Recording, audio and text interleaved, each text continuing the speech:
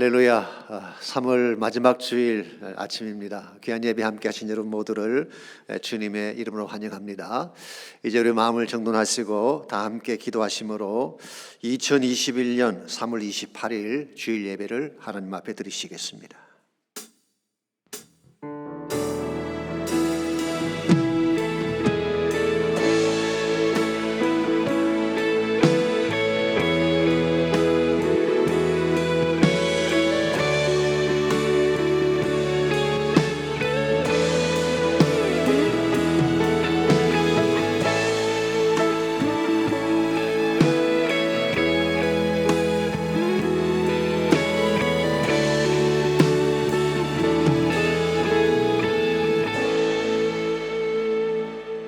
내 영혼아 여호와를 송축하라. 내 속에 있는 것들아 다 그의 거룩한 이름을 송축하라. 내 영혼아 여호와를 송축하며 그의 모든 은택을 잊지 말지어다. 그가 내 모든 죄악을 사하시며 내 모든 병을 고치시며 내 생명을 파멸해서 속량하시고 인자와 긍휼로 관을 씌우시며 좋은 것으로 내 소원을 만족하게 하사 내 청춘을 독수리같이 새롭게 하시는도다. 아멘. 이 아침도 저희들을 사랑하시고 우리의 모든 죄를 사하실 뿐만 아니라 질병을 치유하시고 멸망에서 건지신 좋으신 하나님을 전심을 다해 찬양합니다. 예배 가운데 임재하셔서 큰 영광 나타내 주시옵고 우리 모든 심령들이 하나님을 만나 뵙는 귀한 아침 되게 하여 주옵소서. 예수님의 이름으로 기도하옵나이다. 아멘.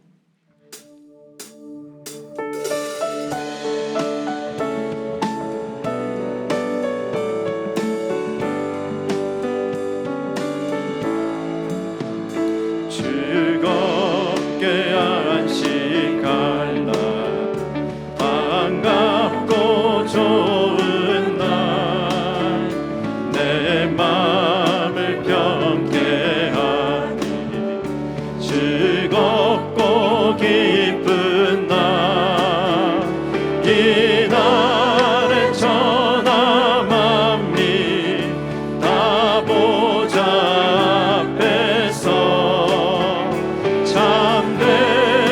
삼위일체 다 찬송 부르네.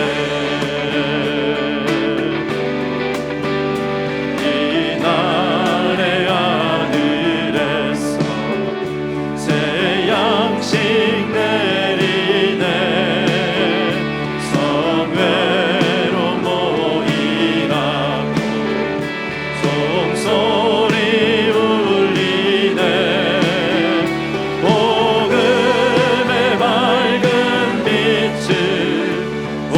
세상 비치며 또 영생물이 흘러 시원케 하시네.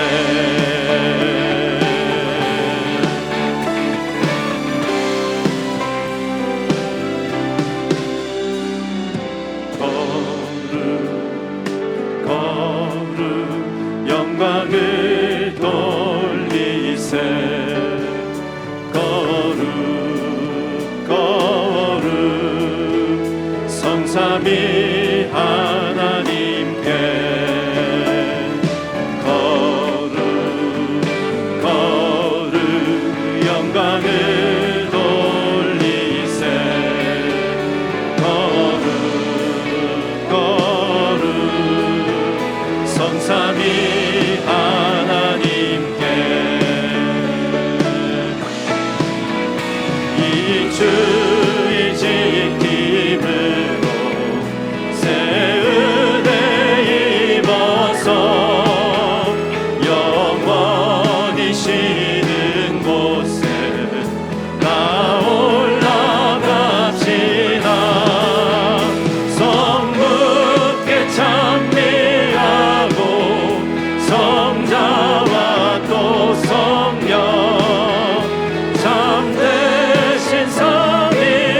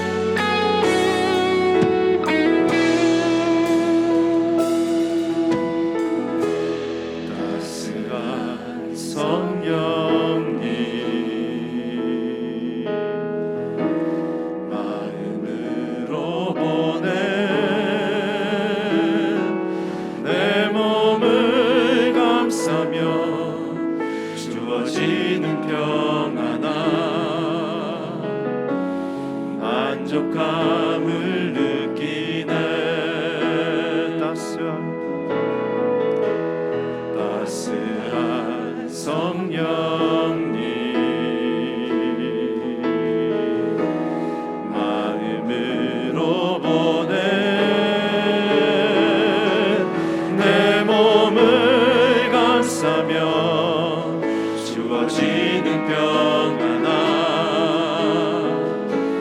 만족함을 느끼네. 부르신 곳에서 나는 예배하네. 어떤 상황에도 나는 예배하네. 부르신 곳에서 나는 예배하네. 어떤 상황에도 나는 예배하네.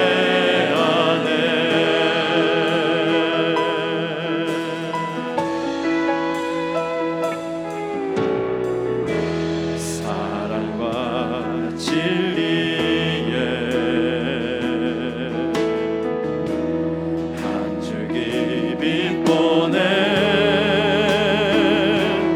내 몸을 감싸며 지워지는 평안함 그 사랑을 느끼네. 부르신 곳에서 나는 예배하네. 어떤 상황에도 나는 예배하네. 부르신 곳에서 나는 예배하네. 어떤 상황에도 나는 예배하. 부르신 곳에서 나는 예배하네. 어떤 상황에도 나는 예배하네. 부르신 곳에서 나는 예배하네. 어떤 상황에도 나는 예배하네. 내가 걸어갈 때 길이 되고 살아갈 때 삶이 되는 그곳에서 예배하네. 내가 걸어갈 때 길이 되고 살아갈 때 삶이 되는 그곳에서 예배하네.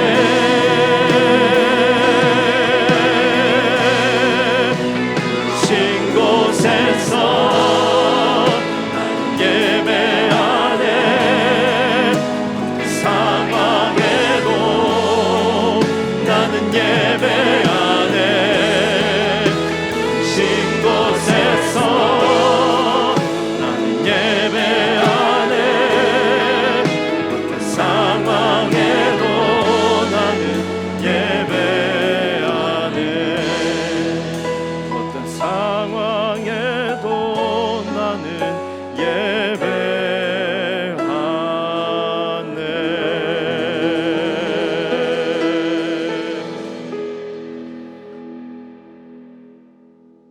우리가 살아가는 세상 그 어느 것과도 비교조차 할 수 없는 주님의 그 크신 사랑과 은혜가 있어 우리가 살아가고 있음을 고백합니다. 주님의 크신 두 팔로 긍휼로서 감싸 안아주시고 우리에게 주의를 허락하시고 불러주셔서 예배케 하여 주심을 마음과 정성을 다하여 감사를 드립니다. 이 시간 드려지는 모든 예배를 통하여 주님 홀로 영광받아 주시옵소서. 비록 세상의 혼란함으로 인하여 다 같이 함께하지는 못하지만 예배를 위하여 각자 모인 자리가 은혜의 자리가 되게 하여 주시고 기도와 찬양과 말씀이 있는 그 자리에 주님 함께하여 주시고 모든 영광 받아 주시옵소서. 이미 오래전부터 주님의 뜻과 의를 이루시기 위하여 이곳에 새누리교회를 세워주시고 또한 아버지 하나님 목사님을 세워주심을 우리는 아버지 하나님의 큰 뜻을 이루심을 믿습니다. 주께서 주신 비전과 목사님을 통하여 온 세상 땅끝까지 복음을 전파하고 선교를 감당하는 우리 교회가 되게 하여 주시고 우리 목사님 되게 하여 주시옵소서. 정말 우리는 주님의 은혜 아니면 한시도 살아갈 수 없음을 이 시간 다시 고백합니다. 잠시 세상의 어지러움과 혼란함으로 인하여 견디기 힘들 정도로 어려운 가운데서도 우리는 그저 세상 흐름 속에서 기도하지 못하고 주님께 의지하기보다는 근심 걱정 속에 살아왔음을 이 시간 고백합니다. 그럼에도 주님께서는 언제나 변치 않으시고 이렇게 사랑으로 위로하여 주시고 불러주심을 다시 한번 감사를 드립니다. 마치 한순간에 찾아온 코로나19로 인하여 한순간에 많은 것을 잃고 어려운 가운데 낙심과 절망 가운데 살아가고 있음을 고백합니다. 주님, 속히 이 모든 어지러운 것들이 떠나가게 하여 주시고 모든 것들이 주의 은혜로 치유하여 주시고 회복되게 하여 주시옵소서. 주님께 드려지는 모든 예배가 회복되게 하여 주시고 기도하며 함께 찬양 드릴 날들이 속히 임하게 하여 주시옵소서. 이제 4월부터는 3부 뉴송 예배를 준비하고 있습니다. 3부 예배를 통하여 많은 주의 백성들이 함께 기도하며 찬양과 예배 속에 주님 임재하여 주셔서 우리가 함께 기쁨이 차고 넘치며 모든 영광을 우리 주님께 돌릴 수 있는 귀한 3부 예배가 되게 하여 주시옵소서. 이제 다음 주 한 주 동안은 애니 암스트롱 선교를 위해 새벽 기도가 진행됩니다. 우리를 위하여 세상의 모든 멸시와 고난을 받으신 주님, 고난을 기리며 세상 오직까지 나아가 선교를 위해 수고하시는 선교사님들을 위하여 우리 모두가 참여하여 함께 기도하는 귀한 새벽 기도가 되길 원합니다. 또한 부활절 선교 헌신 예배를 준비하고 있습니다. 부활절을 기리며 우리가 믿음으로 헌신하며 드려지는 예배 속에 우리 주님 홀로 영광 받아 주시옵소서. 현재 진행되고 있는 온라인 제자 훈련을 위하여 기도하길 원합니다. 말씀을 통하여 우리가 온전히 알아야 할 것과 제자로서 가야 할 것을 훈련을 통하여 알게 하여 주셔서 주의 자녀와 제자로서 부족함이 없게 하여 주시옵고 참여하신 모든 제자들과 리더들까지 아버지 하나님 함께 하여 주셔서 끝까지 제자 훈련을 잘 마칠 수 있도록 아버지 하나님 인도하여 주시옵소서. 이제 아버지 하나님의 말씀을 선포하실 목사님을 위하여 기도하길 원합니다. 오직 주님 주신 비전을 이루시기 위하여 교회와 성도를 위하여 쉼없이 기도하시며 앞만 보고 달려오신 우리 목사님, 주께서 친히 기름 부어 세워주셨사오니 아버지 하나님 건강까지도 책임주셔서 영적으로 육적으로 어느 것 하나 부족함 없이 말씀의 능력이 갑절로 더하게 하여 주셔서 놀라운 역사가 이루어지게 하여 주시옵고 말씀을 통하여 우리의 믿음이 굳건하여 다져지게 하여 주옵시고 우리가 새롭게 결심하며 결단하는 그리하여 말씀으로 거듭나는 귀한 시간 되게 하여 주시옵소서. 이 시간도 아버지 하나님의 아름다운 목소리로 주님께 영광 돌리는 아버지와 찬양단과 성가대가 있습니다. 아버지 하나님 그 수고를 일일이 감찰하여 주셔서 정말 앞으로도 더욱더 아름다운 목소리로 주님께 영광 돌리는 귀한 아버지와 성가대와 찬양대가 될 수 있도록 일일이 축복하여 주시옵소서. 시작하는 시간입니다. 마치는 시간까지 주님 함께 하여 주시고 홀로 영광 받아 주시옵소서. 예수님의 이름으로 기도합나이다. 아멘.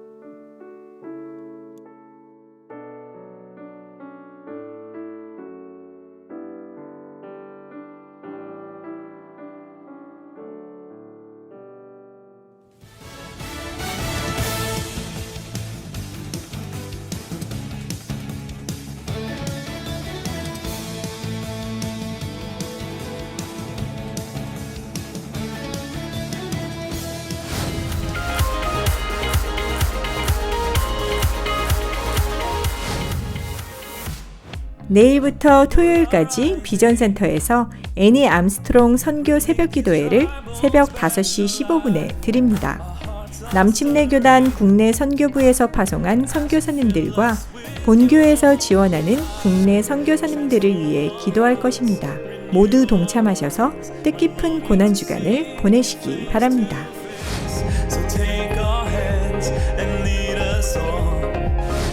다음 주일부터 3부 뉴송 예배를 오전 11시 30분에 오픈합니다.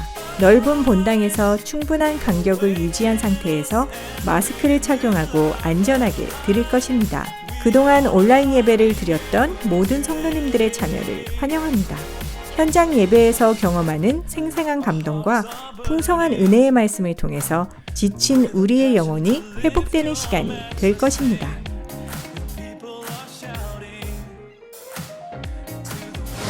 지금까지 주일 리더십 기도회에 참여하신 모든 리더들에게 감사를 드립니다. 다음 주일부터 3부 예배를 시작하면서 주일 리더십 기도회를 마치게 되었습니다. 대신에 금요 주일 예배를 통해서 교회와 성도들을 위한 중보 기도는 계속될 것입니다. 매주 금요일 비전센터에서 시작되는 금요 주일 예배에 많은 참여를 부탁드립니다. 주님 안에서 행복한 한 주 보내시길 바랍니다.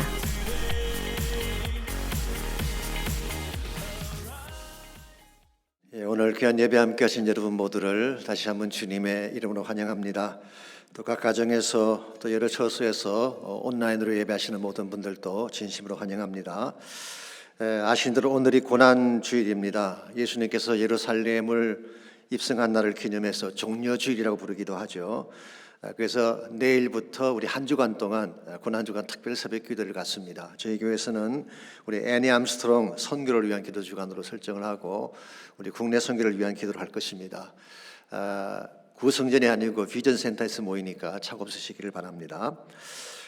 또한 금요일 저녁에 7시 반에 우리 성금요일 예배가 있는 거 꼭 기억하시고 모두 나오셔서 함께 또 찬양도 하고 또 헌신도 하는 시간 가지시기를 바랍니다. 다음 주일이 부활주일이죠. 이제 부활주일을 계기로 그동안 닫혀있던 교회 사역들의 문을 하나씩 열려고 합니다. 그 중에 첫 번째가 우리 산부 예배를 부활절을 계기로 다시 시작하려고 합니다. 더 넓은 공간에서 많은 분들이 모일 수 있기 때문에 여러분께서 산부 예배에도 많이 참석해 주시고 또 많이 알려주시기를 바랍니다. 선데이스쿨 사역도 다시 재개가 될 것입니다. 그리고 약물이도 이제 하나씩 다시 모임을 시작하려고 합니다.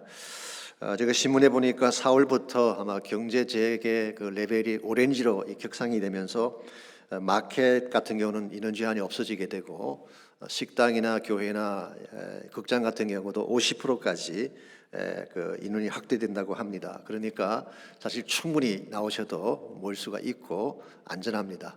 그럴지라도 마스크는 꼭 하시고 나오시기를 바랍니다. 우리 그 외 나머지 광고들 잘 참조하셔서 함께 동참해 주시길 바랍니다. 이 시간 함께 기도하겠습니다. 좋으신 하나님 감사합니다. 끝날 것 같지 않던 코로나가 이제 그 끝이 보이게 하시고 하나님이 준비하신 새로운 창들이 열려지게 하신 것을 감사합니다. 이와 같은 때에 우리의 마음을 추스리고 기도의 지단으로 함께 모여서 전심을 다해 기도하고 하나님을 붙잡는 우리 모두가 되게 하여 주옵소서. 이 시간 주님의 은혜와 사랑이 너무 감사해서 소중한 예물을 주님 앞에 올려드립니다. 말씀에 순종해 드리는 11조물을 축복하시고 감사의 제목들, 선교를 위해 드려진 헌물들, 또 섬김과 구제를 위해 드려진 모든 헌물들을 축복하셔서 주의 영광 위에 바르게 쓰임받는 거룩한 예물 되게 하여 주옵소서. 감사드리오며 예수님의 이름으로 기도하옵나이다. 아멘.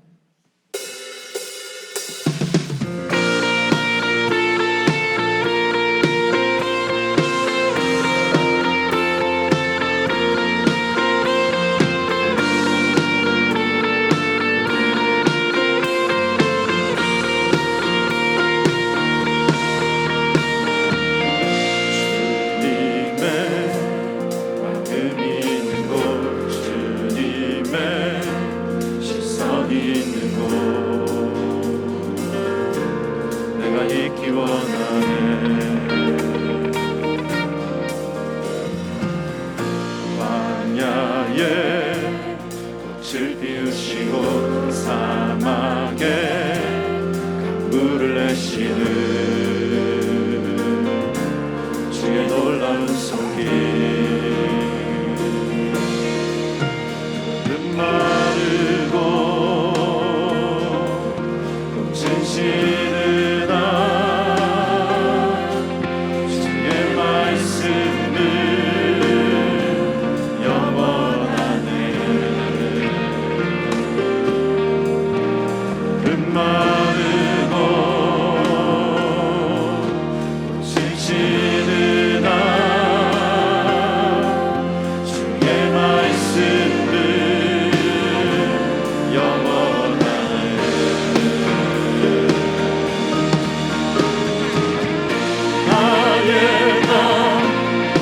성전이 되어 영원한 주의 말씀을 향해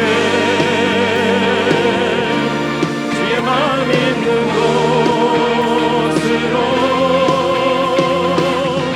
나의 삶 주의 말씀을 따라 이루실 주의 나라를 향해 주의 시선 있는 곳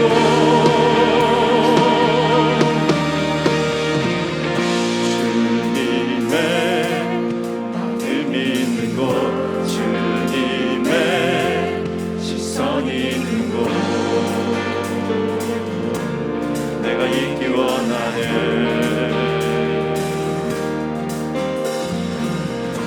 광야에 빛을 비우시고 사막에 불을 내시는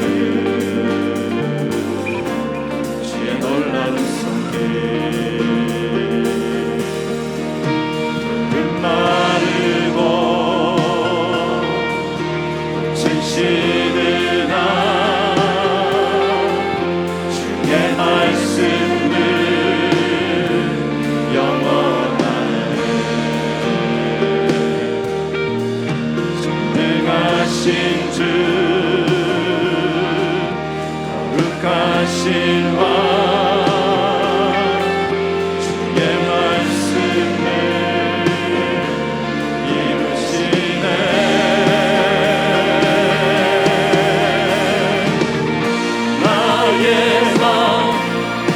성전이 되어 영원한 주의 말씀을 향해 주의 마음 있는 곳으로 나의 삶 주의 말씀을 따라 이루실 주의 나라를 향해 주의 시선 있는 곳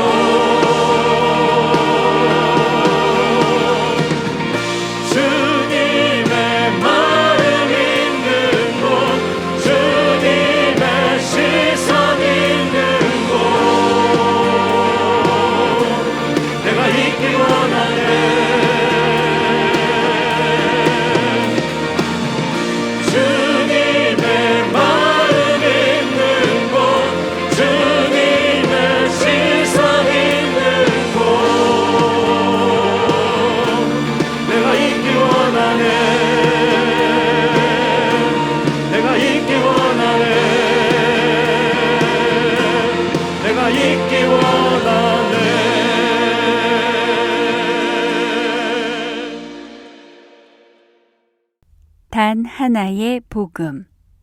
호세아 13장 1절로 14절까지 말씀입니다. 에브라임이 말을 하면 사람들이 떨었도다. 그가 이스라엘 중에서 자기를 높이더니 바알로 말미암아 범죄함으로 망하였거늘. 이제도 그들은 더욱 범죄하여 그 은으로 자기를 위하여 우상을 부어 만들되 자기의 정교함을 따라 우상을 만들었으며 그것은 다 은장색이 만든 것이거늘 그들은 그것에 대하여 말하기를 제사를 드리는 자는 송아지와 입을 맞출 것이라 하도다. 이러므로 그들은 아침 구름 같으며 쉬 사라지는 이슬 같으며 다장마당에서 광풍에 날리는 쭉정이 같으며 굴뚝에서 나가는 연기 같으리라. 그러나 애굽 땅에 있을 때부터 나는 내 하나님 여호와라. 나밖에 내가 다른 신을 알지 말 것이라. 나 외에는 구원자가 없느니라. 내가 광야 마른 땅에서 너를 알았거늘. 그들이 먹여준 대로 배가 불렀고 배가 부르니 그들의 마음이 교만하여 이로 말미암아 나를 잊었느니라. 그러므로 내가 그들에게 사자 같고 길가에서 기다리는 표범 같으니라. 내가 새끼 잃은 곰같이 그들을 만나 그의 염통꺼풀을 찢고 거기서 암사자같이 그들을 삼키리라. 들짐승이 그들을 찢으리라. 내가 그들을 수월의 권세에서 속량하며 사망에서 구속하리니 사망아 내 재앙이 어디 있느냐? 수월아 내 멸망이 어디 있느냐? 뉘우침이 내 눈앞에서 스물이라. 아멘. 참된 복음은 하나밖에 없습니다. 그것은 바로 십자가입니다. 십자가에는 하나님의 사랑과 공의가 담겨 있을 뿐만 아니라 하나님 구속사의 모든 청사진이 들어 있습니다. 실제로 성경의 전체적인 내용은 십자가를 중심으로 전개되어지고 있습니다. 성경의 첫 번째 책인 창세기 3장에서 시작된 십자가에 대한 말씀이 마지막 책인 요한계시록까지 계속되고 있습니다. 요한계시록에 소개된 예수님이 어떤 모습인가요? 창세기 3장에서는 여자의 후손으로 오실 예수님을 소개하셨는데 요한계시록에서는 어린 양 되신 예수님을 소개하고 있습니다. 구원하심이 보좌에 앉으신 우리 하나님과 어린 양에게 있도다. 이것이 하나님 나라 비전의 클라이맥스 아니겠습니까? 이런 측면에서 성경의 처음과 마지막은 십자가로 가득 차 있다고 말할 수 있습니다. 이와 같이 중요한 것이 십자가인데 만일 크리스찬 삶에서 십자가를 뺀다면 어떻게 되겠습니까? 껍데기밖에 남을 것이 없습니다. 십자가 없는 구원, 그것은 껍데기입니다. 십자가 없는 능력, 그것은 아무런 역사도 이룰 수가 없습니다. 십자가 없는 기적, 십자가 없는 성령, 십자가 없는 리더십, 십자가 없는 설교, 십자가 없는 선교는 아무런 열매도 맺을 수가 없는 것입니다. 그래서 사도 바울은 갈라디아서 6장 14절에서 예수 그리스도의 십자가 외에는 자랑할 것이 없다고 선포를 했고, 고린도전서 2장 2절에서는 십자가 외에는 아무것도 알지 않기로 작정했다고 고백했습니다.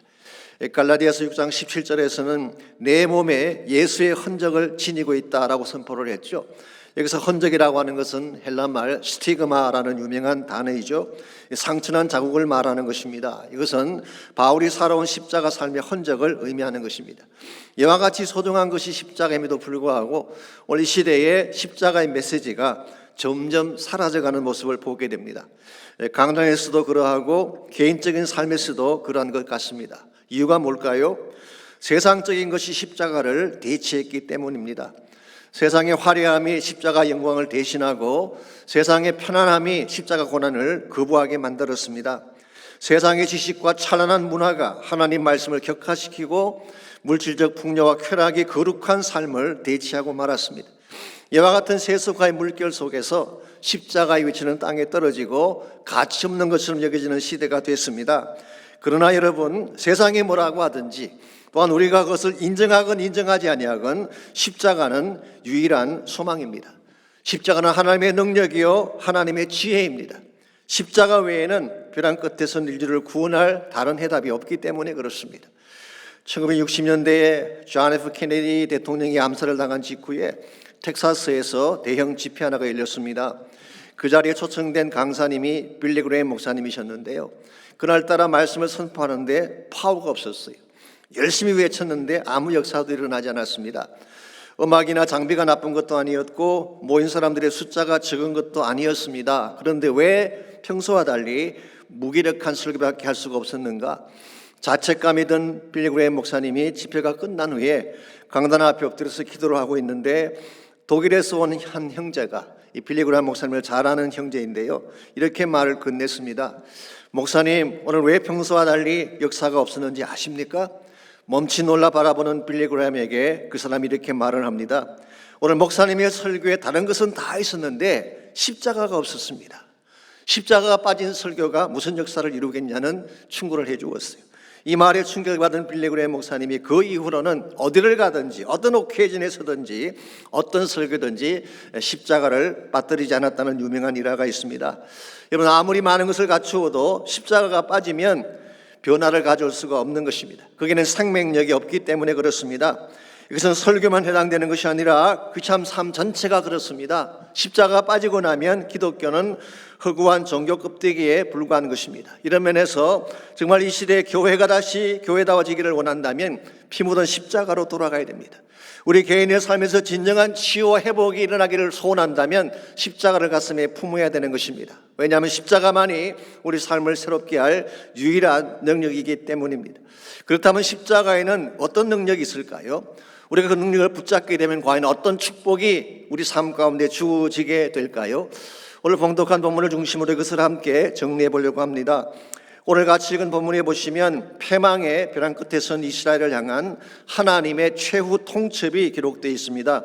먼저 1절 말씀 보시면 에브라임이 가지고 있던 원천적인 문제가 무엇인지를 소개하고 있습니다. 1절 에브라임이 말을 하면 사람들이 떨었도다. 그가 이스라엘 중에서 자기를 높이더니 바알로 말미암아 범죄함으로 망하였거늘 했습니다. 에브라임이 말을 하면 사람들이 떨었다고 했는데 여기서 에브라임은 북왕국을 지칭한다기보다는 에브라임 지파를 말하는 것입니다. 에브라임 지파는 다른 지파에 비해서 큰 권세가 있었어요. 제가 호세아서를 시작할 때 말씀을 드렸습니다마는 에브라임 지파는 가나안 정복 이후에 막강한 힘을 가진 지파로 등극을 하죠. 왜냐하면 여호수아가 에브라임 지파 출신입니다. 사무엘 선지자도 에브라임 지경에서 사역을 했죠. 그 당시 성막이 있던 실로도 에브라임 지경에 있었고 그 유명한 미스바도 에브라임이 있었습니다. 이와 같이 하나님이 에브라임에게 특별한 특권을 주셨으면 이 특권을 가지고 무엇을 해야 될까요? 하나님을 높이고 하나님의 사역을 해야 되는데 에브라임은 무엇을 했습니까? 이스라엘 중에서 자기를 높였다고 했어요. 이것이 교만입니다. 뿐만 아니라 우상을 세움으로 하나님을 빼버리고 자기 중심적인 왕국을 세우려고 한 것이 북왕국 타락의 근본 출발점이 되었다 그런 뜻이에요. 그래서 결국 에브라임 지파는 이스라엘 전체의 타락을 주도함으로써 하나님의 심판에 이르게 된 것입니다. 2절 말씀 보시게 되면 그들의 가치관이 나와 있습니다. 이제도 그들은 더욱 범죄하여 그 은으로 자기를 위하여 우상을 부어 만들되 자기의 정교함을 따라 우상을 만들었으며 그것은 다 은장색이 만든 것이거늘 그들은 그것에 대하여 말하기를 제사 드리는 자는 송아지와 입을 맞출 것이라 하도다. 이게 인간의 손으로 만든 우상, 이게 사실은 금송아지 우상을 말하는 것입니다. 그런데 송아지와 입을 맞추라고 했대요. 그냥 제사만 드리는 것이 아니라 제사를 드리면서 금송아지에게 경의를 표시하고 그것에 키스를 하라고 하는 것입니다. 이게 아주 전형적인 배금주의 사상이 아닐 수가 없습니다. 하나님이 아니라 금을 숭배하라고 하는 사상, 이게 황금만능주의죠. 뿐만 아니라 이와 같은 그들의 행동 뒤에는 유물론적인 사상도 잠재되어 있습니다. 눈에 보이지 않는 하나님보다도 손으로 만질 수 있는 탄저블한 우상을 더 숭상하는 마음, 이게 바로 유물론적인 사고의 틀이죠. 이와 같은 것은 대단히 위험하고 하나님이 기뻐하지 않는 삶의 형태입니다. 사실 오늘날 이 시대도 보게 되면 이와 유사한 현상들을 많이 볼 수가 있습니다. 특별히 미국이나 한국 사회를 보십시오. 돈이면 다 돼요. 이와 같은 배금주의 사상이 꽉 차 있지 않습니까? 미국의 힘이 어디서 나오는지 아십니까? 월스트리트에서 나옵니다. 미국은 금융시장이 움직이고 있다고 해도 과언이 아닌 것입니다. 이건 단순히 저 개인의 생각만이 아닙니다. 로렌 커닝햄이 쓴 벼랑 끝에서는 용기라는 책이 있는데요. 그 책에 보시게 되면 커닝햄 목사님은 에스겔 28장에 나오는 두로 왕을 월스트리트의 왕이라고 불렀어요. 이 두로 왕은 그 당시 무역으로 전 세계를 지배하려 했던 왕인데, 그런데 두로 왕의 진짜 실체는 사탄이라는 것입니다. 이 사탄은 돈에 대한 욕망을 이용해서 사람을 지배하고 무역, 과학, 기술, 건강, 정부, 정치, 대중매체, 요즘 말하는 SNS를 포함한 모든 미디어를 말합니다. 예술, 오락, 스포츠, 교육, 심지어 교회와 가정까지 지배하려 든다고 커닝햄 목사님은 지적을 하셨어요. 이게 소위 말하는 Kiss the Golden Calf, 금송아지에 키스하라라고 하는 에브라임의 정신을 말하는 것입니다. 이 시대에 이와 같은 것들이 팽배해요. 오늘 하나님의 교회가 정신 차려야 될 이슈가 여기 있습니다. 뿐만 아니라 눈에 보이는 것을 전부라고 생각하는, 만질 수 있는 것만이 진짜라고 생각하는 유물론적인 인생관도 우리는 경계할 필요가 있습니다. 요즘 젊은 세대가 과학과 첨단 기술을 맹신한 나머지 눈에 보이지는 하나님을 우습게 여기는 경향이 있잖아요. 저는 개인적으로 굉장히 우려를 표합니다. 저도 과학의 중요성을 잘 압니다. 과학을 신뢰하는 사람 중에 하나입니다. 그러나 과학이 과연 인생의 모든 문제를 푸는 해답이 될까요? 그렇지 않습니다. 과학이 할 수 있는 것은 지극히 작은 분야에 불과한 것입니다.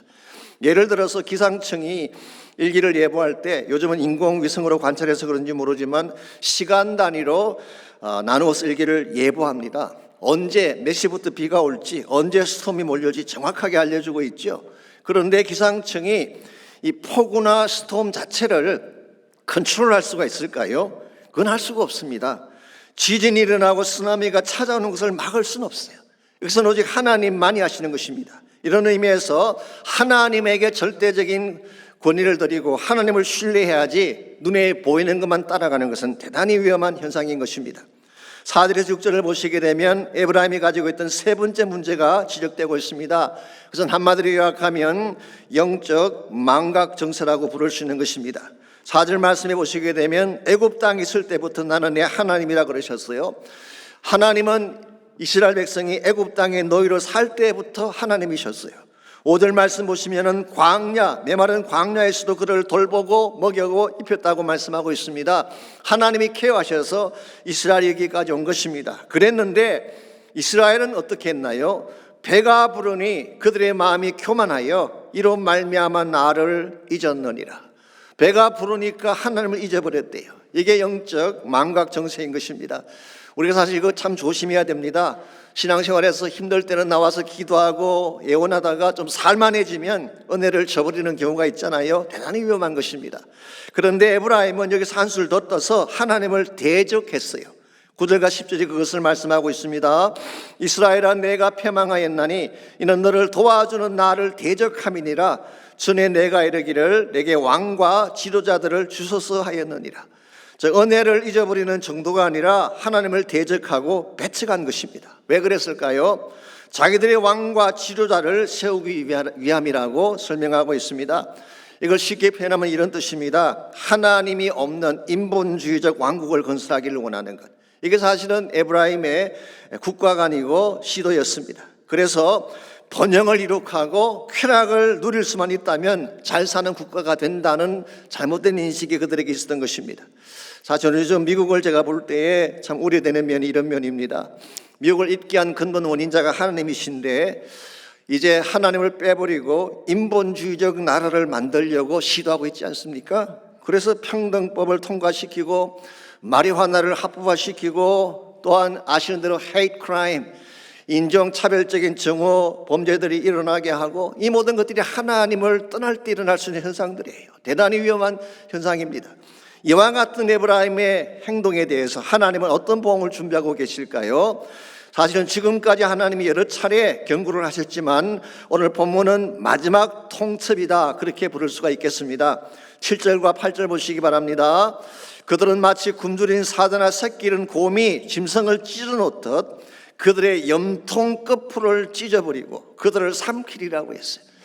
제가 지금까지 성경을 읽는 중에 이처럼 그래픽한 표현을 본 적이 많지 않습니다. 염통은 심장인데 이걸 찢어버리고 삼켜버린다는 것.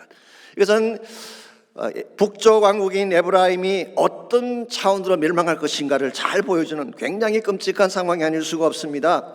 13절 말씀은 이와 같은 그들의 상황을 이렇게 비유로 설명하고 있습니다. 해산하는 여인의 어려움이 그에게 임하리라. 그런 지혜 없는 자식이로다. 해산할 때가 되어도 그가 나오지 못하느니라. 여러분, 해산의 고통이라고 하는 것은 우리 인간이 상상할 수 있는 최악의 고통이죠. 저는 그렇게 말할 자격이 안 되지만 여자분들에 의하면 이보다 더 고통스러운 것은 없대요. 그런데 산모가 이 고통을 참는 이유는 태어날 새 생명에 대한 기쁨 때문에 참는 것입니다. 그런데 만일의 경우에 이 해산의 고통만 있고 스스로 생명을 낳을 수 없다면 이것은 더 무서운 절망이 아닐 수가 없습니다. 더 이상 희망이 없는 최악의 상황이 아닐 수가 없습니다. 저는 이와 같은 것을 벼랑 끝에 선 상황이라고 부르기를 원합니다. 이제 하나님의 심판이 임박했어요. 염통을 찢어놓듯이 하나님이 다 찢어놓으시기도 말씀하시고 계시고, 그들이 아무리 노력하고 애써도 그들의 힘으로는 생명을 이룰 수 없는, 자신의 힘으로는 아무것도 행할 가능성이 없는, 이게 소위 말하는 벼랑 끝 인생의 현실인 것입니다. 그런데 참으로 감사한 것이 무엇인지 아십니까? 오늘 본문은 여기서 끝나지 않는다는 사실이에요. 모든 희망이 사라진 절망의 벼랑 끝에 선 자들을 위한 뜻밖의 복음이 준비되어 있습니다. 그게 바로 14절 말씀이에요. 14절, 우리 14절은 한번 같이 읽으면 좋겠는데요, 우리 가정에 계신 분들도 같이 따라 하시기 바랍니다. 내가 그들을 스올의 권세에서 속량하며 사망에서 구속하리니 사망한 내 재앙이 어디 있느냐, 스올아 내 멸망이 어디 있느냐, 뉘우침이 내 눈앞에서 숨으리라. 이거 참 굉장히 귀한 복음입니다. 이거 절망 중에 있는 백성들을 향해 더이더 하나님이 전격적으로 개입하시는 장면을 보여주고 있습니다. 이 하나님의 개입은 그들이 기대하지 못했던 거예요. 상상조차 못했던 것입니다. 갑작스럽게 선포된 축복의 약속이었어요. 여기에 말씀하고 있는 이 구속함의 약속, 속량함의 약속, 멸망을 물리치는 이 모든 약속이 실제적으로 언제 어떻게 이루어질 것일까요? 대다수의 성경학자들은 이것이 메시아께서 오셔서 십자가를 통해 이루실 사건으로 보고 있습니다. 그래서 윌리엄 핸드릭슨 같은 유명한 주석가도 이렇게 표현을 했습니다. 영어로 sudden outburst of gracious promise. 갑작스럽게 터져나온 은혜의 약속이다. 도저히 상상할 수가 없는, 모든 게 다 끝난 것처럼 보이는데 하나님이 갑작스럽게 등장하셔서 하나님의 특별한 방법으로 우리를 구원하실 계획이다, 그렇게 표현한 것입니다. 여러분, 이것은 하나님의 은혜입니다. 하나님의 대단한 축복이 아닐 수가 없습니다. 물론 어떤 성경 해석학자들은 이것을 가정법으로 보고 실제적인 것이 아니다 그렇게 말씀하기도 하지만 저는 거기에 동의하지 않습니다. 왜냐하면 이 말씀을 바로 사도 바울이 고린도전서 15장 55절에서 정확하게 인용했기 때문이에요. 사망한 너의 성리가 어디 있느냐, 사망아 내가 소는 것이 어디 있냐. 여기서 바울이 인용한 말씀은 70인역을 그대로 인용한 것입니다. 그것은 가정법이 아니라 실제로 사망을 이긴다고 하는 뜻이에요. 그래서 사도 바울은 그 앞절인 15장 54절에서 이사야 25장 8절을 인용하면서 사망을 이기고 삼키리라고 한 것입니다. 이것이 십자가의 파워예요. 십자가 사건은 아무도 예측하지 못한 사건이지만 그러나 십자가는 온 인류를 구원할 수 있는 능력이 되신다는 것입니다. 왕으로 오실 메시아가 저주의 십자가를 진다는 것이 말이 됩니까? Crucified Messiah. 이게 사실 유대인들이 예수님을 믿지 못하는 가장 큰 그 침돌이 되었죠. 또한 의롭고 깨끗한 자가 흉악한 죄인처럼 십자가 처형당한다는 것이 소위 좀 배웠다는 사람들에게 맥센스할까요? 말도 안 된다고 생각했을 것입니다. 그래서 헬라인들은 이 십자가를 어리석다고 말한 것입니다. 그러나 사도 바울은 유대인에게는 그리끼는 것일지 모르지만 헬라인에게는 미련하게 보일지 모르지만 이 십자가야말로 부르심을 입은 자들에게는 하나님의 능력이요 하나님의 지혜라고 선포를 하셨어요. 전 여기에 소망이 있다고 믿습니다. 멸망과 절망의 벼랑 끝에선 우리 인간에게 주어진 유일한 복음, 십자가밖에 없는 것입니다. 그러므로 어떠한 인생이든지 십자가를 붙잡는 순간부터 새 삶은 시작되는 것입니다. 심지어 최악의 상황까지 내려간 인생이라고 할지라도, 더 이상은 길이 없다, 희망이 없다고 말하는 벼랑 끝에 몰린 인생이라도 십자가를 붙잡게 되면 다시 살아날 수가 있습니다. 왜냐하면 십자가에는 세상이 줄 수 없는 고요한 축복이 담겨져 있기 때문에 그렇습니다.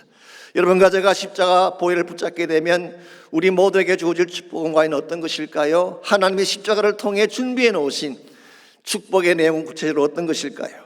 오늘 같이 읽은 본문인 14절을 중심으로 십자가 가져올 축복들에 대해서 한 세 가지 차원에서 정리를 하려고 합니다. 우리가 십자가의 보혈을 붙잡게 되면 주어질 첫 번째 축복이 대속의 축복입니다. 대신 죄를 속함받는 축복이라고 할 수가 있겠습니다.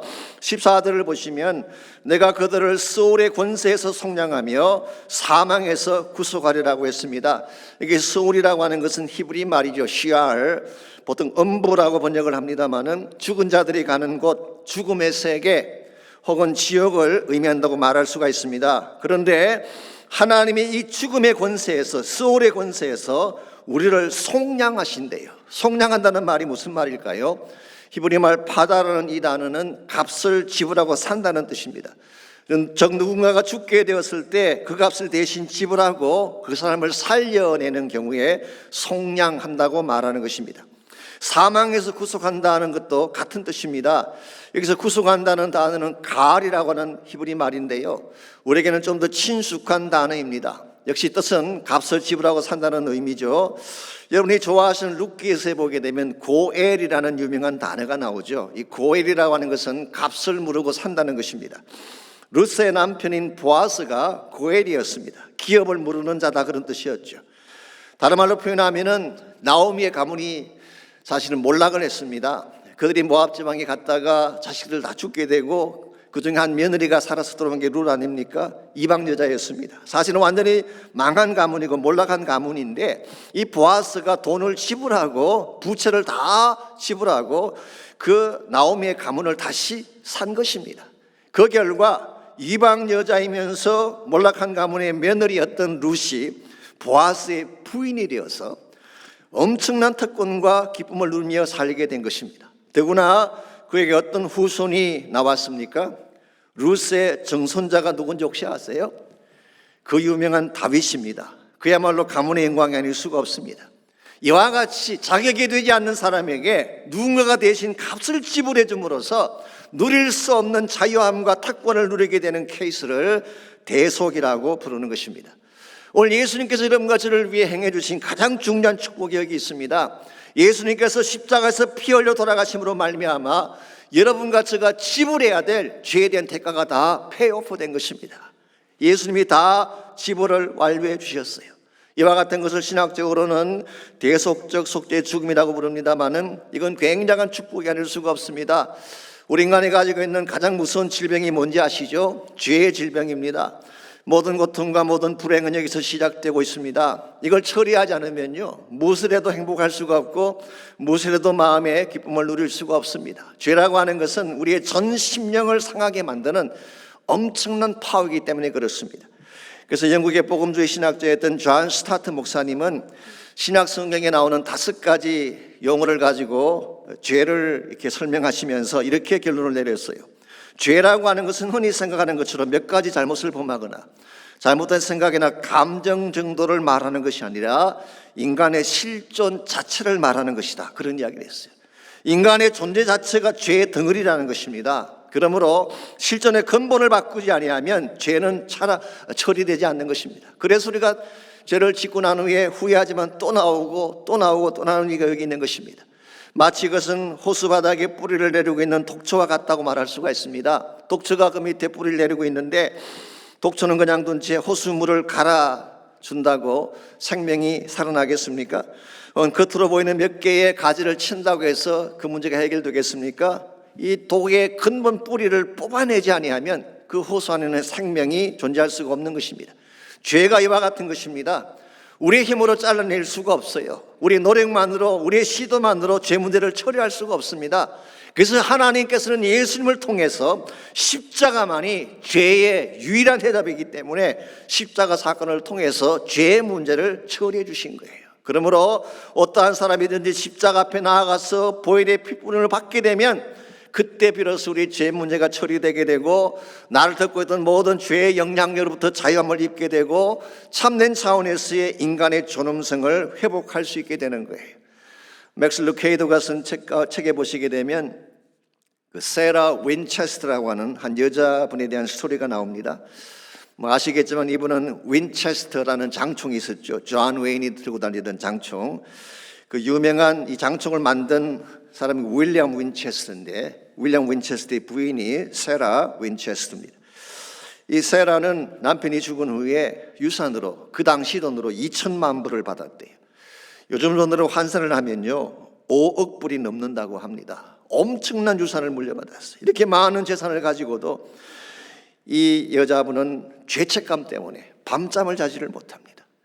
그 총으로 수많은 인디안들과 서부 개척자들을 죽였죠. 그래서 그 혼령들이 밤마다 자신을 쫓아오는 것 같아서 이 죄책감에서 잠을 자지 못해요. 그래서 유일하게 한 가지 방법이 이 죄책감을 풀기 위한 방법이 집을 짓는 것이었어요. 그래서 16명의 목수들을 고용을 하고 매일 24시간 방과 거실과 그 집안에 있는 모든 것들을 짓게 했습니다. 이걸 해야만 본인이 죄에서 벗어날 수 있다고 믿었기 때문에 이렇게 하기를 38년간을 했대요. 이분이 돌아가신 후에 그 집에 들어가 봤더니요, 부엌이 6개, 화장실이 13개, 계단이 40개, 파이어플레이스가 47개, 스카이라이트가 52개, 문이 467개, 유리창이 1만 개, 그리고 160개의 방으로 만들어져 있었습니다. 저도 사실 오래전에 그곳을 가본 적이 있습니다. 산호세 가시면은 그 집을 볼 수가 있어요. 여러분, 이와 같이 밤마다 집을 짓고 방을 만든다고 해서 죄가 떠나가겠습니까? 맥스 루케이드는 이와 같은 세라를 과거의 망령에 사로잡힌 불행한 인생이라고 표현했어요. 과거의 죄책감에 묶여있는, 과거의 아픔과 과거의 상처에 묶여있는 그 결과 아무것도 행할 수 없는 불행한 존재가 바로 이와 같은 케이스라는 것입니다. 이와 같이 나를 얽매고 있는 죄의 짐들, 과거의 무거운 죄책감들을 풀 수 있는 유일한 길이 뭘까요? 집을 짓는다고 되겠습니까? 대리석으로 집을 꾸미고 돈으로 보석을 산다고 이것이 처리되겠습니까? 안 됩니다. 예수님의 보혈만이 죄사함에 대한 유일한 해결책이에요. 그러므로 정말 죄 씻음 받기를 원하고 과거의 모든 죄책감에서 자유한 부리기를 원한다면 예수님의 보혈 앞에 나오셔야 돼요. 나를 자백하고 주님의 핏분을 받게 되면 그때 진정한 차원의 회복과 자유가 주어지는 것입니다. 왜냐하면 주님은 내가 지불해야 될 모든 대가를 이미 지불해 주셨기 때문에. Jesus paid it all. 예수님이 다 지불해 주셨기 때문에. 이사야 선지자는 이와 같은 사실에 기초해서 이런 초청을 우리에게 주고 있습니다. 오라 우리가 서로 변론하자. 너의 죄가 주홍 같을지라도 눈과 같이 희어질 것이요 진홍같이 붉을지라도 양털같이 희게 되리라. 이게 하나님의 초청입니다. 여러분 가운데 아직도 죄 문제를 처리하지 못해서 고통스러워하고 아파하는 분이 계신다면 이 아침 마음의 문을 열고 십자가 앞으로 나오시기를 바랍니다. 십자가 앞에 나와서 예수님 보혈을 만나야지 여러분 인생의 새 출발이 가능합니다. 두 번째로 십자가의 보혈이 가져올 축복은요, 권세를 가지는 축복, 권세의 축복입니다. 14절을 계속 보시면 이런 선포가 나옵니다. 사망아 내 재앙이 어디 있느냐, 수월아 내 멸망이 어디 있느냐라고 했어요. NASB 성경은 이렇게 번역을 했습니다. 사망의 너의 가시가 어디 있느냐, Where are your thorns? 너의 가시가 어디 있느냐, 수월아 너의 손은 침이 어디 있느냐, Where is your sting? 그렇게 번역을 했습니다. 물론 사도 바울은 고린도서 15장에서 이 말씀을 인용할 때에 이 부활과 연결해서 인용을 한 것입니다. 그러나 여러분 아시는 대로 부활과 십자가는 따로 분리할 수가 없습니다. 같은 사건이에요.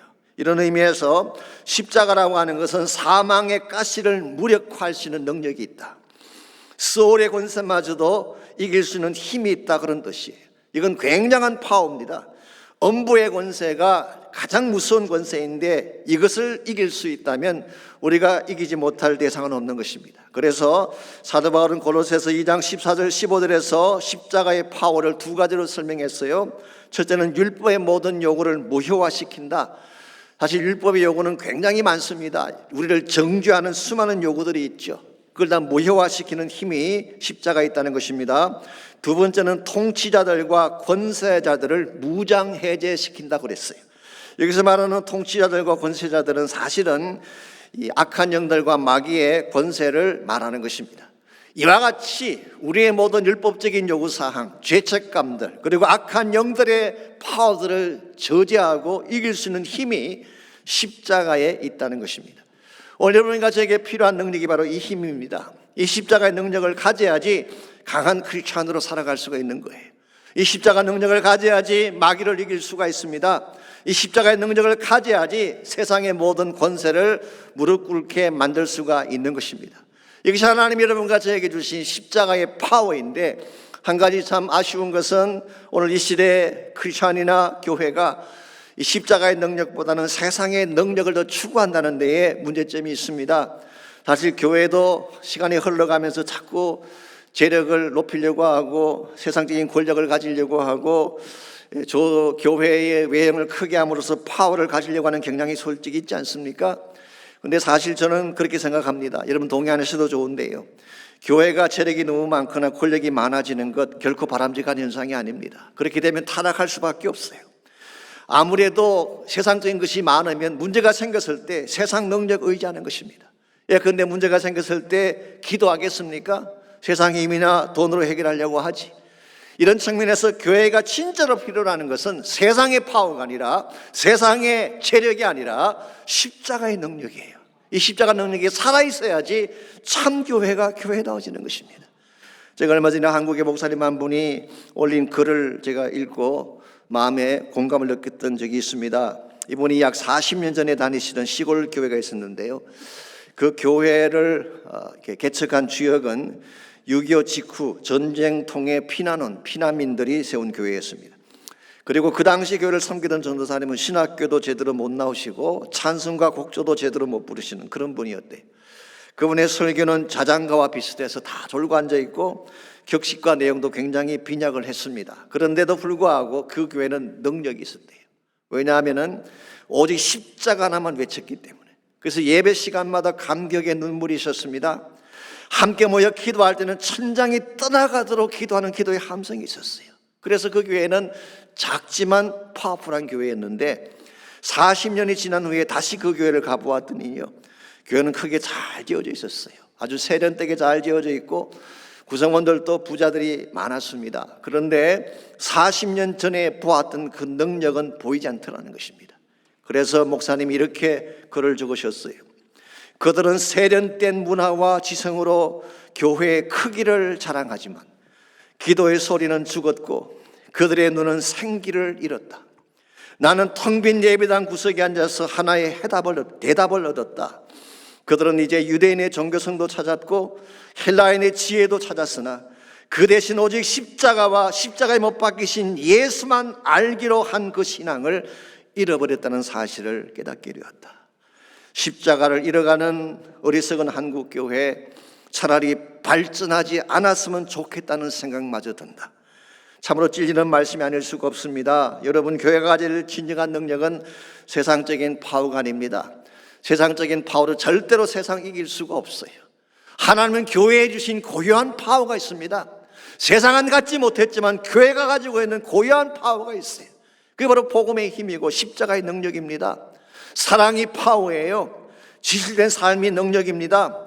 세속의 물결 앞에 굴하지 아니하고 거룩함이 진정한 차원의 능력인 줄 믿습니다.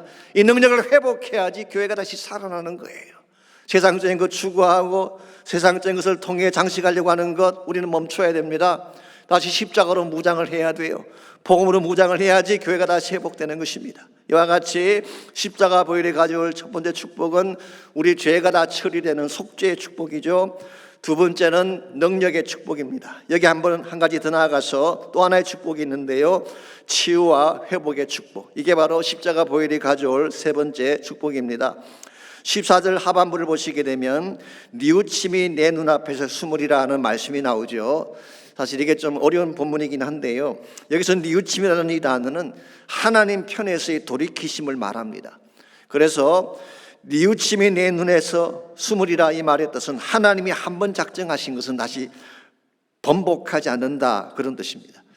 물론 이것을 반대로 해석하는 분들도 계세요. 뉘우침이라는 단어를 compassion, 긍휼로 그렇게 해석을 하고 더 이상 긍휼은 없다, 그렇게 해석하는 분도 계시지만 여러분이 문맥을 보게 되면 첫 번째 해석이 맞는 것 같습니다. 하나님은 이스라엘 백성이 범죄한 것을 보고 아파하셨어요. 그리고 지금 그들에게 최후의 통첩을 보내고 계십니다. 그렇지만 그들을 향한 하나님의 계획, 하나님의 언약, 하나님의 사랑에는 변함이 없다는 것입니다. 그래서 하나님의 요구는 이것입니다. 지금이라도 너희가 회개하고 내게 돌아오기만 한다면 다시 치유하겠다, 다시 회복하겠다. 이것이 하나님의 심정이고 이것이 바로 복음의 핵심입니다. 이와 같은 하나님의 심정과 하나님의 계획을 가장 극명하게 잘 담고 있는 것이 십자가 사건 아니겠습니까? 이런 의미에서 십자가는 하나님을 떠나갔기에 깨어지고 부서진 인생이 다시 고침받기 위한 치유의 사건이라고 할 수가 있습니다. 어떤 부서진 인생도 어떤 깨어진 인생도 십자가 앞으로 돌아가기만 하면 보혈로 만져주시고 고쳐주시는 것입니다. 그래서 이사야 53장 5절은 십자가 고난의 의미를 다음과 같이 설명하고 있습니다. 그가 찔림은 우리의 허물 때문이요 그가 상함은 우리의 죄악 때문이라. 그가 징계를 받음으로 우리는 평화를 누리고 그가 채찍에 맞음으로 우리는 나음을 받았도다. 십자가 고난이 가져올 두 가지 축복을 나열하고 있죠. 첫째는 평화를 가져왔어요. 예수님의 십자가 고난으로 말미암아 하나님과 원수된 우리 관계가 회복이 됐습니다. reconciliation. 그리고 서로 적대 관계에 있던 이방인과 유대인이 하나 되어지는, 중간에 담을 허물어버리는 하나됨의 축복, peacemaking의 축복이 주어졌어요. 뿐만 아니라 그가 채찍에 맞음으로 나음을 입었다. 모든 질병을 치유하게 되었다. 그런 뜻입니다. 하나님은 십자가를 통하여서 우리 영적인 질병도 치유해 주시지만 마음의 질병도 고쳐주시고 심지어는 육신의 질병까지 치유할 수 있다는 말씀이에요. 여러분, 이 사실을 믿을 때에 십자가의 능력을 붙잡게 됩니다. 아프다고 울고만 있지 말고 십자가 보혈 앞에 나와야 돼요. 치유의 권세를 붙잡아야 되는 것입니다. 그때에 십자가 보혈이 질병도 이기게 하시고 여러분에게 참된 승리와 기쁨을 허락해 주는 것입니다. 요즘 유튜브에 자주 소개되고 있는 중국계 미국 목사님이 한 분 계십니다. 크리스토퍼 유안이라는 목사님인데요. 이분은 미국에서 태어난 2세입니다. 그런데 어릴 때 9살 때 자기 친구 집에 놀러 갔다가 우연히 포르노 책을 보게 됐어요. 거기에서 그는 동성애에 대한 인식이 머리에 확 바뀌게 됐다고 합니다. 그래서 결국 이 크리스토퍼는 청소년 시기에 게이가 됐습니다. 완전히 빗나가는 인생이 된 것입니다. 그리고 마약을 했는데요, 그냥 마약을 하는 정도가 아니라 마약 판매하는 사람으로 그렇게 삶을 살아갔습니다. 그러니 그의 삶이 어떻게 되겠어요? 망가질 대로 망가질 수밖에 없는 것입니다. 이것을 본 그의 어머니가 매일 아들의 구원을 위해 기도를 했어요. 8년 동안 매주 월요일은 금식하면서 기도를 했다고 합니다. 그랬는데 어느 날 경찰이 들이닥친 것입니다. 이 크리스토퍼를 체포하러 온 것입니다. 체포당할 당시에 이 사람이 가지고 있던 마약이 9.1톤이나 됐다. 엄청난 양의 마약을 소유하고 있었어요. 그래서 결국 6년형을 선고받고 감옥으로 갔는데요, 설상가상으로 HIV positive, 쉽게 표현하면 에이즈에 걸렸다고 하는 통보가 왔어요. 인생 끝난 것입니다. 더 이상 희망이 없는 벼랑 끝까지 온 거예요. 그랬는데 바로 그때에 이 아들의 마음속에 들려오는 음성이 있는데 어머니의 기도 소리였다고 합니다. Lord, just one favor. 주님, 한 번만 은총을 더 베풀어 주십시오. Please don't give up my son. 내 아들을 제발 포기하지 말고 붙잡아 주십시오. 이와 같은 어머니의 기도가 가슴속에 울리는 가운데에 그날 밤 우연히 쓰레기 더미 위에서 누군가가 던져버린 책 한 권을 발견합니다. 픽업해 보니까 기도원 신약 성경이었습니다. 그는 그때부터 그 성경을 읽기 시작했어요. 그리고 성경을 읽고 하나님께 기도하는 중에 드디어 십자가 사랑을 알게 되고 변화받고 깨어지게 된 것입니다.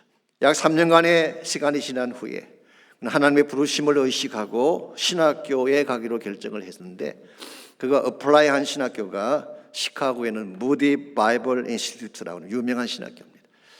추천 3개가 필요한데 바깥에서는 그를 추천하는 사람이 아무도 없었어요. 그래서 그가 받은 추천서는 전부 감옥 안에 있는 사람들로부터 받았어요. 프리전 차플린, 교도소 교목, 프리전 가드, 교도관, 그리고 인메이트, 동료 죄수, 이 3사람의 추천을 받고 플랜을 했는데요, 더 놀라운 기적이 뭔지 아십니까? 이 감옥 안에 있는 사람들이 추천한 추천서와 또 한때는 게이였던 이 사람을 무디 바이블 인스티튜트가 억셉트를 한 것입니다. 아주 보수적인 신학교입니다. 그런데 이걸 억셉트했어요. 그는 거기에서 공부를 하고 졸업한 후에 위튼 칼리지에서 공부하고 베델 세미나리에 사교를 받은 후에 지금 현재 무디 바이블 인스티튜트에서 티칭을 하시면서 동성애에 관한 수많은 것들을 가르치고 저서를 통해 강연을 하고 있습니다. 그는 이렇게 간증하고 있습니다. 나를 동성애와 에이즈에서 건지신 것은 주님의 보혈이었습니다. Jesus paid it all. 주님이 모든 것을 다 지불해 주셨습니다. 예수의 보혈이 나를 결박과 사망 권세로부터 자유케 해 주셨습니다. 여러분, 주님의 보혈에는 능력이 있습니다. 어떤 능력도 어떤 질병도 어떤 벼랑 끝에 선 인생도 고치고 치유하고 회복하는 능력이 있습니다. 에이즈도 고칠 능력이 있어요. 동성애도 고칠 수 있는 힘이 십자가에 있습니다. 거기에는 생명의 강이 흐르고 있기 때문에 이런 의미에서 여러분이 정말 생명을 소유하고 참된 자유를 누리기를 원한다면 십자가 앞으로 나오시기 바랍니다. 보혈의 능력 붙잡고 기도하시기를 바랍니다. 하나님, 나는 죄인입니다. 나의 힘으로 아무리 발버둥 치고 애써도 이 죄의 사슬을 끊을 수 없습니다. 이 시간 나의 마음속에 주의 보혈을 뿌려주십시오. 나의 머리부터 발끝까지 주의 보혈로 덮어주시고 주의 보혈로 나의 심령을 깨끗게 하여 주옵소서. 나를 붙들고 있는 모든 결박이 풀리게 하시고 참된 자유와 기쁨을 허락해 주십시오. 혹시 여러분 가운데 질병이 있다든가 여러분의 힘으로 끊을 수 없는 결박까지 문이 있다면은 십자가의 능력을 붙잡고 기도하십시오. 음부의 권세가 떠나가도록 기도하시기 바랍니다. 질병이 떠나가도록 기도하시기 바랍니다. 나의 심령 가운데 하나님이 새 창조의 능력을 베풀어 주셔서 새 인생으로 일어서게 달라고 기도하시기를 바랍니다. 여러분, 이렇게 기도하게 되면 반드시 하나님은 역사하세요. 왜냐하면 주님의 보혈에는 능력이 있기 때문에. There is a power in the blood. 주의 보혈 능력이 있도다. There is a power, wonder working power in the blood of the Lamb. 예수님의 보혈에는 기적을 행하는 능력, precious blood of the Lamb. 어린 양 대신 예수님의 보혈은 피 안에는 우리의 모든 죄를 사하고 새롭게 할 능력이 있다는 것입니다. 여러분, 이 능력을 신뢰하고 주님께 나오셔서 기도하고 성령을 통하여 십자가의 보혈을 통하여 새롭게 변화받고 새 삶을 살 수 있는 축복이 있기를 바랍니다. 우리 시간 한번 같이 찬양 불렀으면 좋겠는데요. 주의 보혈 능력이 있도다 268장입니다. 우리 찬양 함께 부른 후에 우리 기도하는 시간 갖도록 하겠습니다. 주의 보혈, 주의 보혈 능력이 있도다. 주의 피 믿어 주의 보혈 그 어린 양의 매우 귀중한 피로. 다시 한번 고백합니다. 주의 보혈. 다른 함께 찬양하겠습니다. 능력이 있도다. 주의 피 믿어 주의 보혈 그 어린 양의 매우 귀중한 피로다.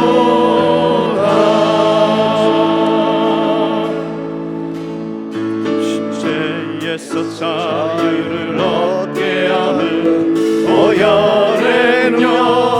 주의 보혈 시험을 이기고 승리하니 참 놀라운 능력이로다. 육체의 정욕을 이기는 보혈의 능력. 주의 보혈 정결한 마음을 얻게 하니 참 놀라운 능력이로다. 주의 보혈 능력이 있도다. 주의 피 믿어 주의 보혈 그 어린 양의 매우 귀중한 피로다. 눈보다 더 기게 말리는 것 보혈의 능력. 주의 보혈 부정한 모든 것 말리시니 참 놀라운 능력이로다. 구주의 복음 구주의 복음을 전할 제목 보혈의 능력. 주의 보혈 날마다 나에게 찬송 주니 참 놀라운 능력이로다. 주의 보혈 능력 있도다. 주의 피